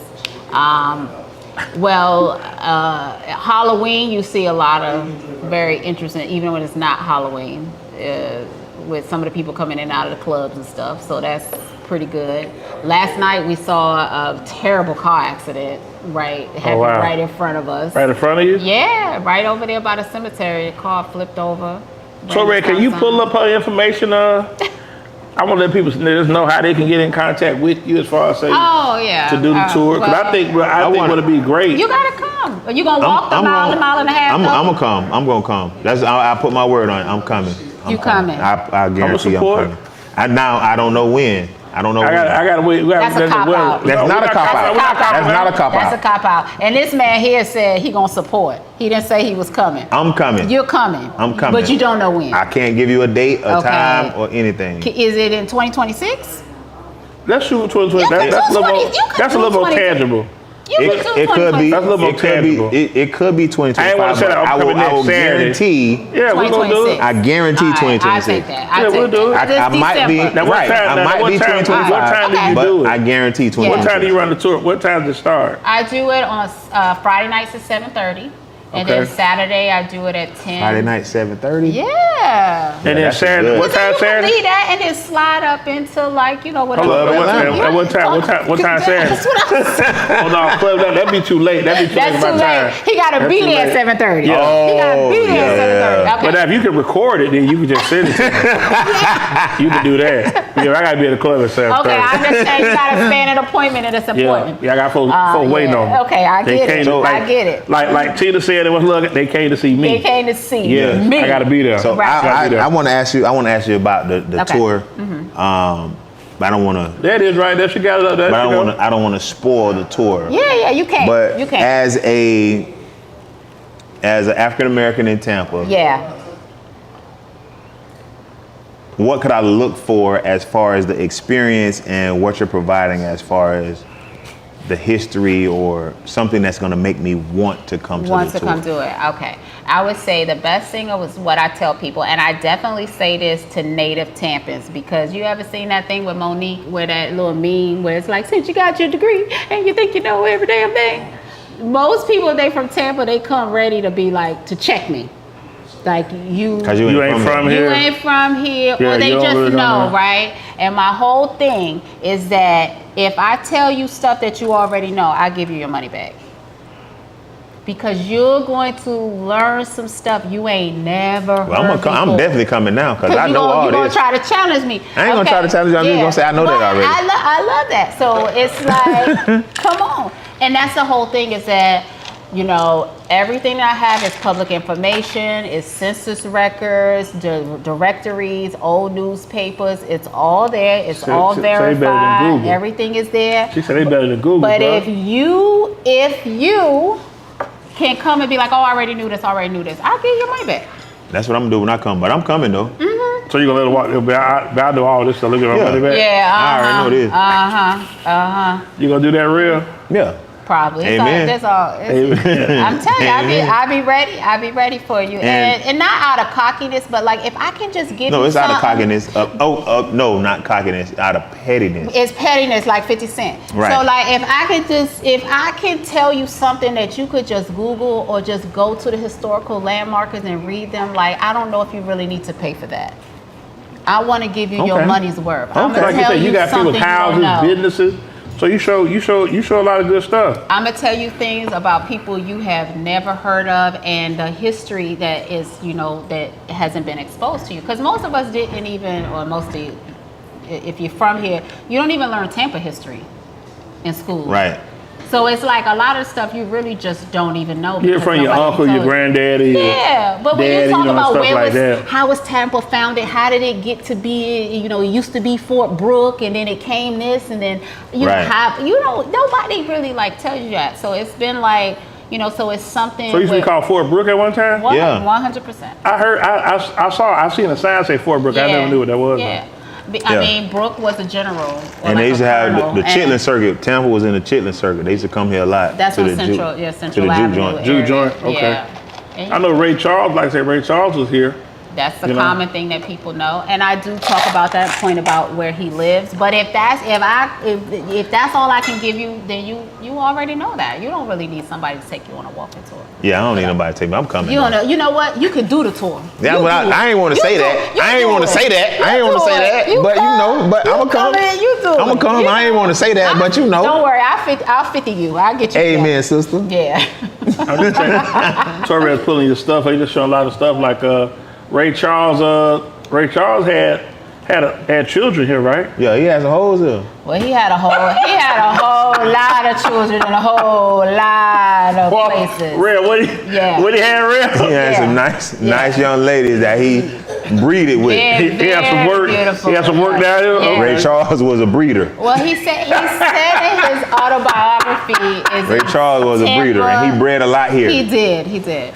But in Tampa, supposedly, is like where he formed his sound because he had like restricted access to a piano, and it was the first time he bought a recording device so he could hear himself play. He moved to Tampa in 1947, rented a room, Short Embry Street, okay. Right. But that ain't got name. Hey man, y'all don't be showing that, man. We gonna tell you that on the tour. There's nothing you can see on there that's gonna replace the experience.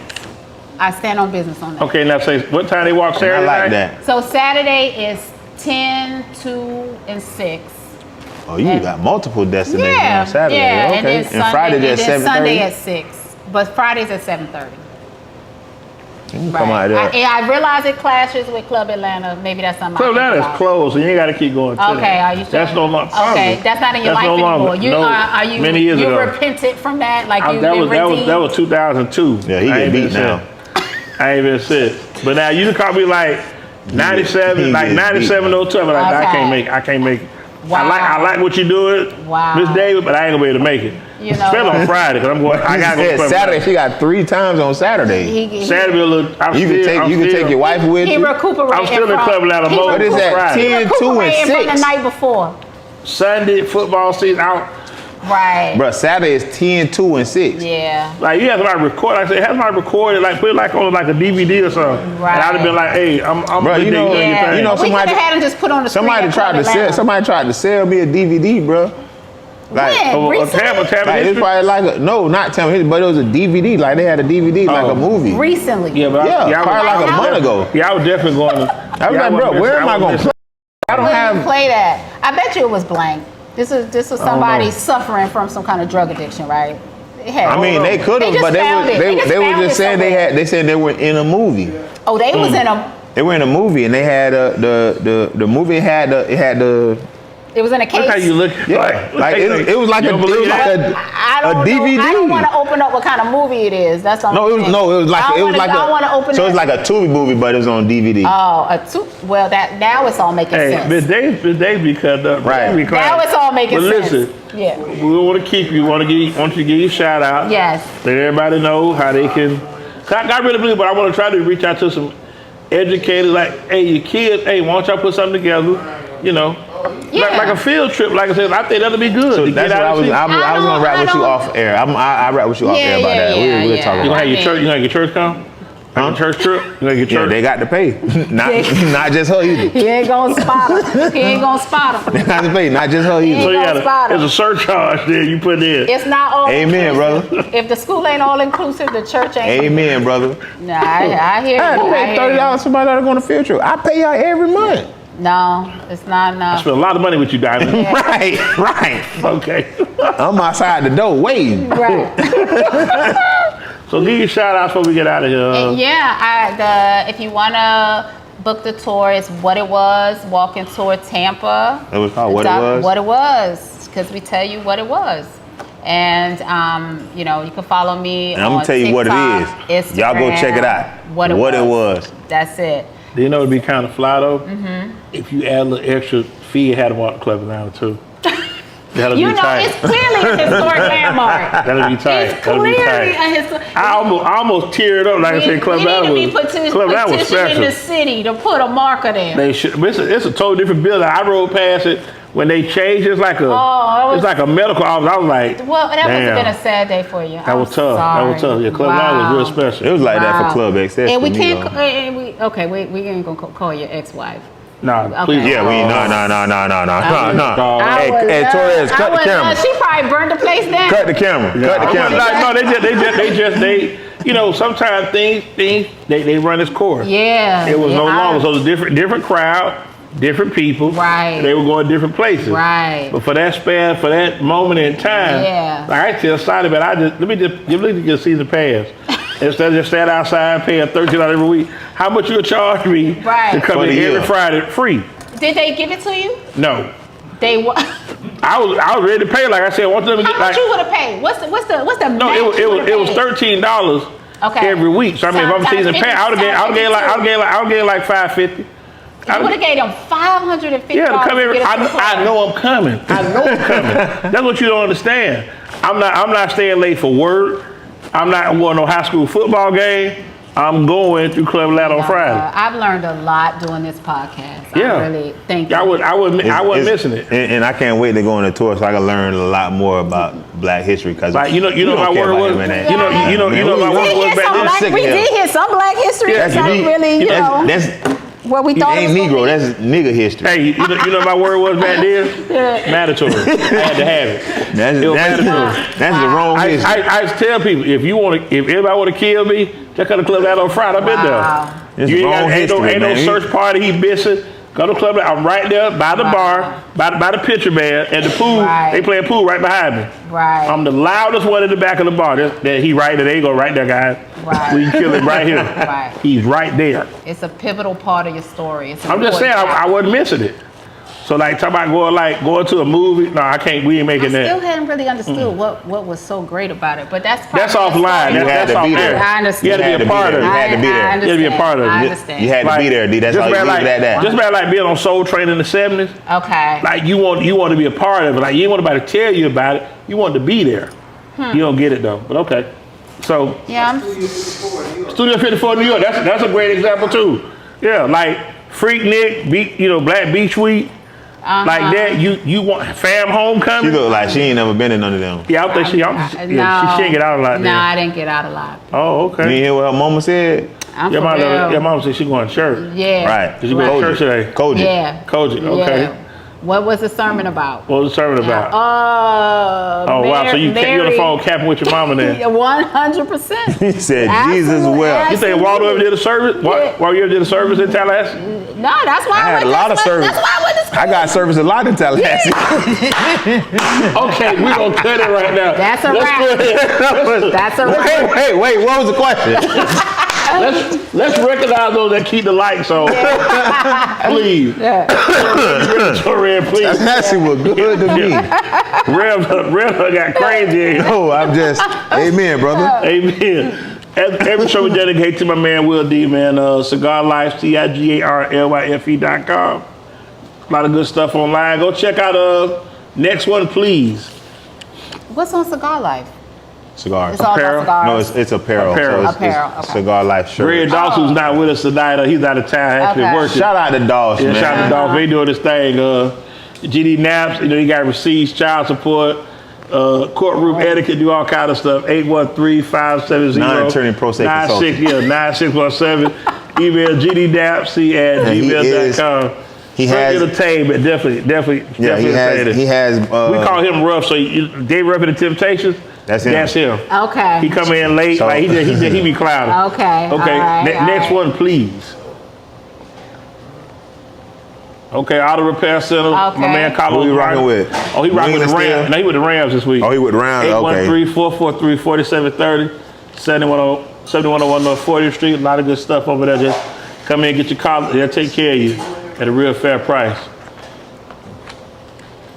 Elevate Designs, 813-400-7015. Oh, wow. A lot of good stuff online, elevatedesign.net. Good sponsors. Go ahead. I'm grateful. Yeah. Definitely grateful. Yes, ma'am. Next one, please. We got some more to go now. We got a couple more to go. No, I'm taking note of this. Okay, now we'll come back to Kids Care Wingstop, 10 locations throughout the Bay Area that rock with us. Okay, Waldo, old school, 2115 in Hillsborough. What's that by? Yeah, by Alibi. If you're in the amateur dancing, trying to get tuition paid, you can go right there. They'll take care of you. 1001 down Dale Mabry. Down there by Club Joy. You been there before? You been to Club Joy before? No, I have not. I mean to put you on the spot. I'm sorry. I have 4217 South Florida, Polk County. Record. You been to Club Kathleen? No. Okay, no problem. On Okay. record. 14915 North Florida. You ever been to Malibu? Absolutely not. You never been to Malibu like to play the little games? No. Oh, you tripping? Okay. Go-karts in the Go-karts. You never been there? Across Nebraska. She actually got crunk? I condition to say no. Oh, okay. Go ahead. Yeah, it ain't there no more. I just like how it sounds though. 8436 West Hillsborough, down there deep, down there Oldsmar area, town of country. Then we have 107 South Dale Mabry, right there at the corner of Kennedy. Dale Mabry down there by the University of Thomas Jefferson. I gotta say that for dogs. Look, Rick Ross on Wingstop. Isn't Rick Ross on Wingstop? Yeah, we don't own them though. He don't know, they franchise. They don't own them. Yeah, they franchise. All right. So you been to the outlet mall in Lutz?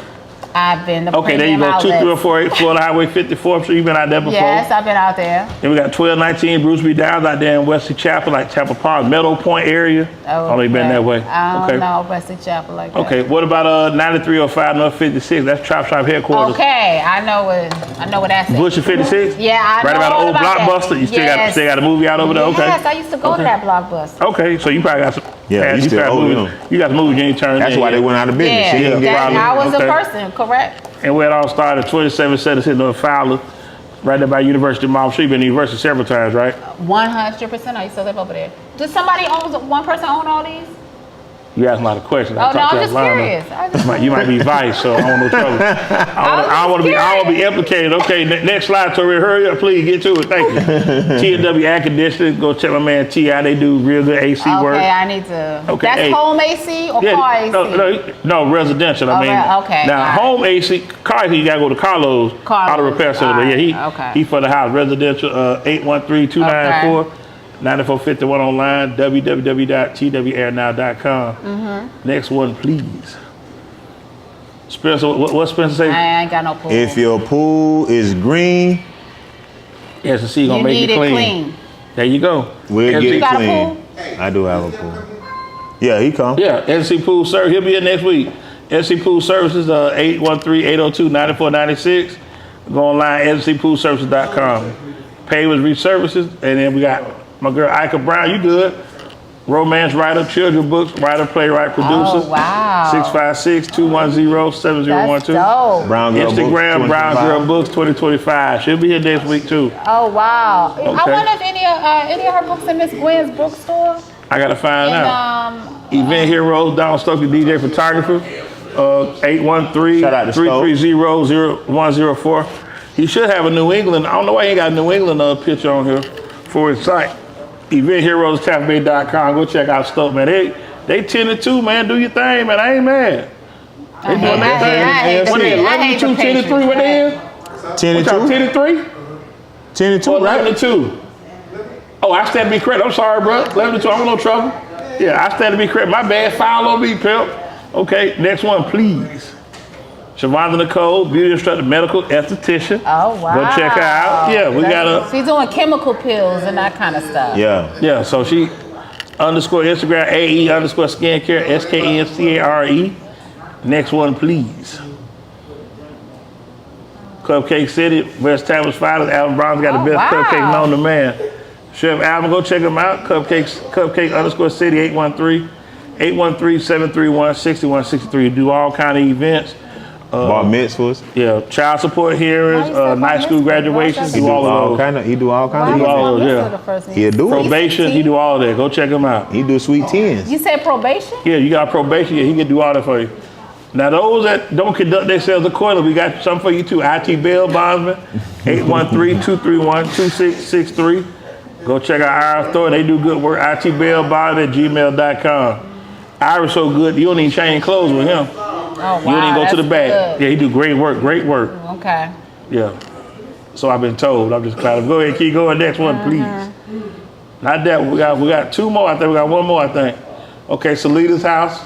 Ice Antonio Thomas, personal finance education. Okay. Home buyer education, credit counseling, housing counseling. She did a show with y'all not too long ago. Yeah, she was on the show a couple weeks ago. Yeah. www.salitashouse.org. Go check them out. And then we'll come back. She live right down the street from me. In Norwood Manor. No, she did. She grew up right down the street. Bet money. I ain't gonna bet you. I believe you, bro. And she went You gotta be so aggressive. I don't want no trouble. Did she walk to school too? Yes. Oh, wow. I don't want no trouble. Okay. He aggressive, ain't he? He getting his You know what? point I across. think listening to that rap music on the way up there. That did. That rap music, I think I got real aggressive. It's not good for you. I don't want no trouble, man. So we're gonna come back, take a quick break. We're doing the right this music. We're gonna do rapid fire with Miss Davis and cut up a little bit. So we'll be right back.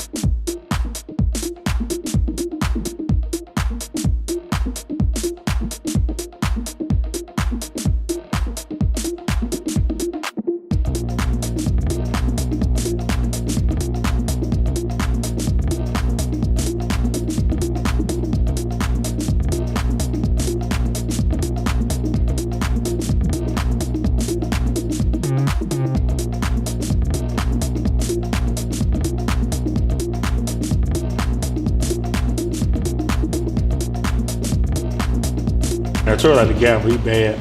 Okay, good people, yours truly, Easy Deezy. We got Greg Dawson out here, but Dade City's finest, world famous Reverend Waldo. You're welcome. Thank you. And our special guest tonight, Miss Davis, Jamila Davis, owner, founder, operator of Tampa Black History Walking Tour.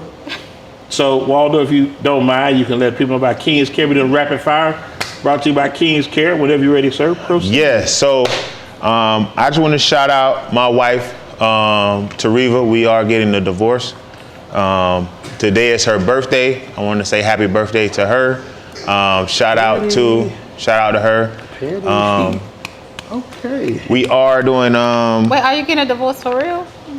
Yeah, we getting divorced. Okay. So, shout out to her. Made for a king, made by a queen. Kingscare.com. Check us out on the internet. Care with a Kings Care with a K. Kings_care with a K.com. Kings_care on Instagram. Check us out on Amazon. Beard oil. I was gonna say, what is it? Oh, so it's like all for men. It's a men's grooming line. Men's grooming line. Okay. Yeah, so you can check us out on Instagram, Brandon Mall, and also on Amazon. The head paint? You ain't doing that. No head paint. Okay. So we have all right, thank God. shampoo, conditioner. Okay, for your real hairline. Yes, shampoo. Your actual hairline. Yes. Okay. Shampoo, conditioner, and a pomade, and we also have a beard oil, beard wash, and a beard conditioner. Okay. Let's get into it. All right. Biggest pet peeve. Biggest pet peeve, probably like brown teeth. Ooh, okay. Like brown? Just bad. Isn't it yellow? Bad teeth, grilling and stuff. I also like a missing side tooth. Okay, that's different. Okay, I've heard like lying or not being on time. I ain't never heard nothing about nobody's mouth though. That's interesting. Okay, it's a pet peeve. First time for everything. I'm learning. All I could do. That's the beauty of rapid fire. You learn about people. What happened there? Like what happened? Okay, What's going on? Okay, let me fall back there. Let me ask you favorite TV show growing up. Growing up. Or as a young adult, I don't really watch TV now. Would you say Power? No. No Power? I wouldn't say that. Okay. It's a great TV show, by the way. Force? I've never seen it. Raising Kanan? So, growing up, me and my brother used to ride hard for the 18. Okay, B.A. Baracus. Yes, Okay. And you got an older, younger brother. He's 15 months older than me. Okay. So we used pity to, the fool, huh? I mean, we used to really ride hard for that. Okay. You had a mohawk too in school? No? No, we couldn't. He had one? Nah, my mom didn't play all that. Not in the Kojic household. No, Okay, Cody, you're right. I'm sorry, y'all bad. Nah, she didn't play all that. Yeah, now Red would let you come in with the mohawk. He would just, no judgment. Yeah. As long as you paying. It's the come as you are type of conversation. Definitely come as you pay. As long as you pay. Come as you pay. Pay like you weigh.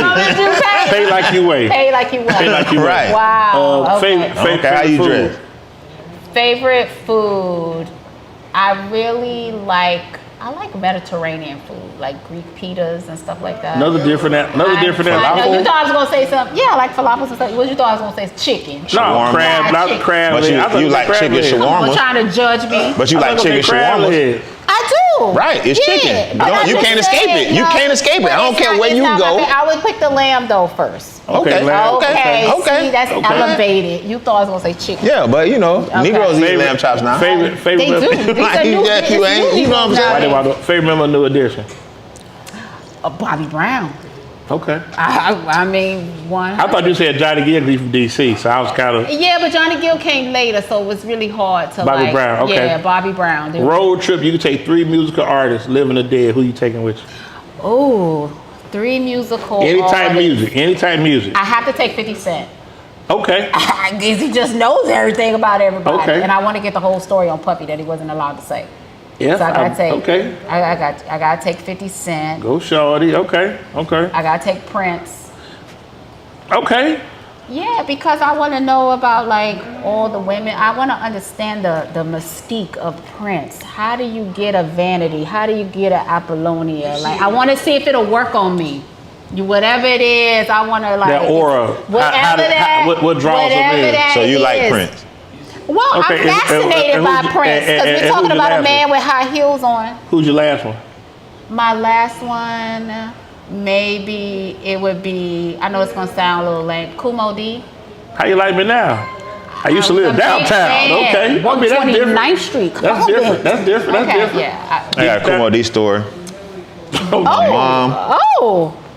my mom was dating Kumo D brother, and they had a picture of me, Kumo D, and her brother, and I was sitting on the bed. What it before How You Like Me Now?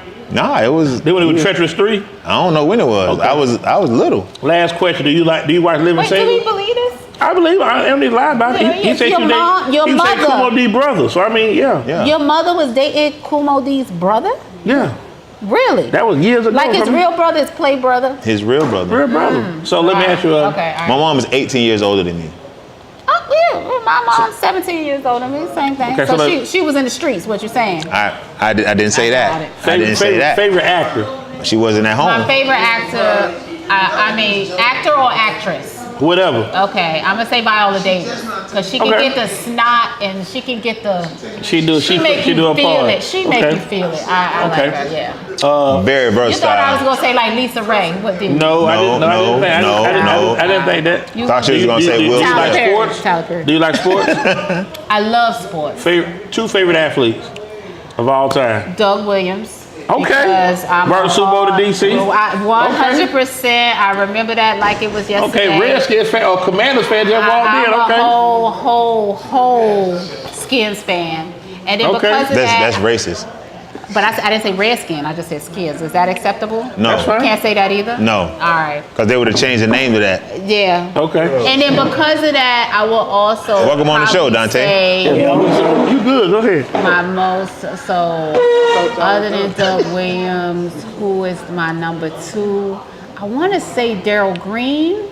So it's all DC. I remember Daryl Green. So you're not really, you ain't really venturing out there. No Michael Jordan. That's so No lame. Michael Jordan. That's so lame. I don't have a personal connection. I mean, I like Jordan, I like LeBron, but I don't have a personal connection. Dexter Manley.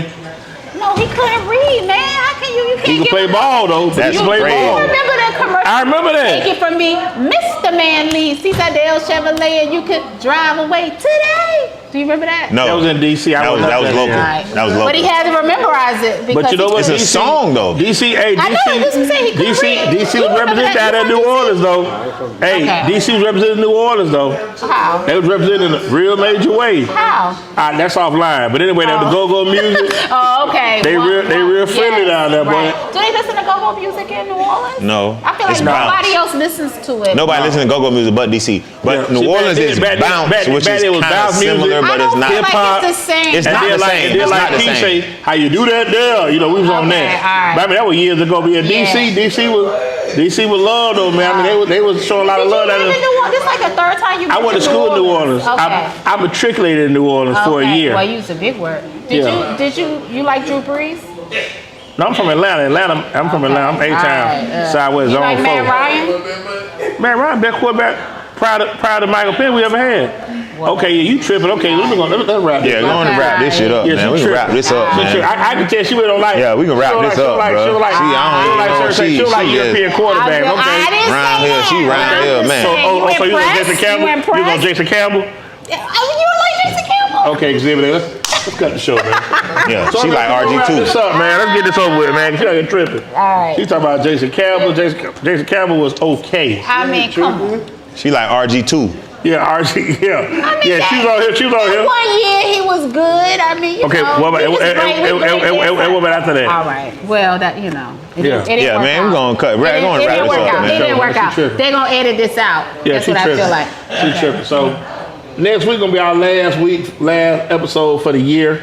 We asking all the sponsors to come out and kick it. If you're not doing that, you're more than welcome to come kick with Okay, it. it's the same time. Same time, Yeah. Same 6:38. place. So we're gonna have the Same sponsors time, come out and same move our place. appreciation Same Okay. episode for those that keep everything going.